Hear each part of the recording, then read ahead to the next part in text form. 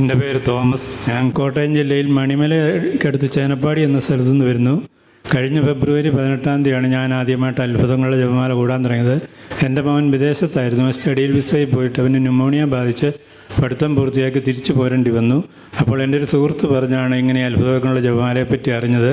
കഴിഞ്ഞ ഫെബ്രുവരി 18 തൊട്ട് തുടർച്ചയായിട്ട് ഞാനത് കൂടുന്നുണ്ട്. അപ്പോൾ 2 എപ്പിസോഡ് കൂടി കഴിഞ്ഞപ്പോൾ അച്ഛൻ വിളിച്ചു പറഞ്ഞു, ഇങ്ങനെ ന്യൂമോണിയ ബാധിച്ച ഒരു പയ്യനെ കർത്താവ് സുഖപ്പെടുത്തുമെന്ന് പറഞ്ഞു. അപ്പോൾ 90 ദിവസത്തെ മരുന്നും വിശ്രമമാണ് ഡോക്ടർ പറഞ്ഞിരുന്നത്. അന്നുകൊണ്ട് തന്നെ ആ അസുഖം മാറി. പിന്നീട് അതിന് മരുന്ന് കഴിക്കേണ്ടി വന്നില്ല. പിന്നെ എനിക്കൊരു സ്ഥലം വിൽക്കേണ്ട അത്യാവശ്യം ഉണ്ടായിരുന്നു. അത് ആൾക്കാർ മേടിക്കുകയില്ല. അതൊരു വിറ്റ് പോകാൻ മടിയുള്ള ഒരു സ്ഥലമായിരുന്നു. 30 സെൻറ്റ് സ്ഥലം. അപ്പോൾ അത് നിയോഗം വെച്ച് ഞാൻ വീണ്ടും പ്രാർത്ഥിക്കാൻ തുടങ്ങിക്കഴിഞ്ഞപ്പോൾ 3 ആഴ്ച കഴിഞ്ഞപ്പോൾ അച്ഛൻ വിളിച്ച് പറഞ്ഞു, തോമസ് എന്നയാളിൻ്റെ സ്ഥലം വിൽപ്പന തടസ്സം കർത്താവ് എടുത്തു മാറ്റുമെന്ന് പറഞ്ഞു. കഴിഞ്ഞ ജൂൺ മാസത്തിൽ ആ സ്ഥലം വിറ്റ് സകല ഇടപാടും തീർത്തു.